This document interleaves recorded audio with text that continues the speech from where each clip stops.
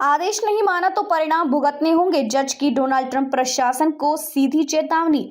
America के राष्ट्रपति Donald Trump के वेनेजुएला के लोगों को निर्वासित करने के फैसले को लेकर ट्रंप प्रशासन और अमेरिकी न्याय व्यवस्था के बीच में ठनी हुई है।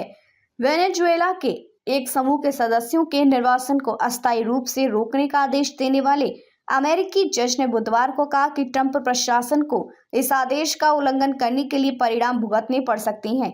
हालांकि जज ने इसके पहले ट्रंप प्रशासन को निष्कासनों पर विस्तार से रिपोर्ट करने का भी समय दिया है।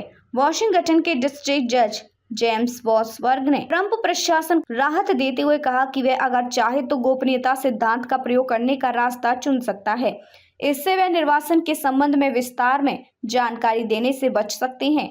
वे यहाँ सीधा बता सकते हैं कि वे ऐसा क्यों कर रहे हैं। अमेरिकी विदेश मंत्री मार्को रूबियो के सोशल मीडिया पर किए गए पोस्ट का हवाला देते हुए जज ने कहा कि मुझे नहीं लगता कि मेरे आदेश का पालन करने से राष्ट्रीय सुरक्षा को कोई भी खतरा होगा।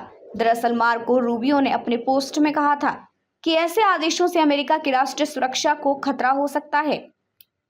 जिला जज बॉसवर्ग और ट्रंप प्रशासन के बीच में विवाद बढ़ता ही जा रहा है। जज द्वारा दिए गए मौखिक आदेश ट्रंप प्रशासन ने उल्लंघन किया था।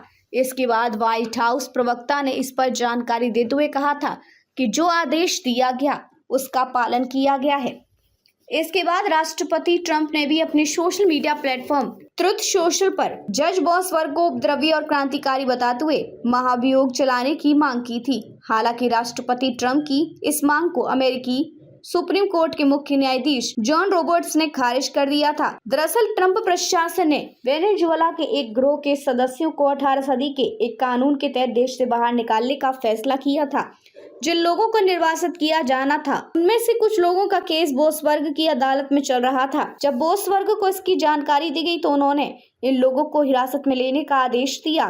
बॉसवर्ग के इस आदेश के बाद इन लोगों को निर्वासित करने के ट्रंप प्रशासन के फैसले पर सवाल खड़ा हो गया। यही नहीं, बॉसवर्ग ने वेनेजुएला के बाकी लोगों के निर्वासन पर भी अस्थायी तौर पर रोक लगाते हुए आदेश जारी कर दिया।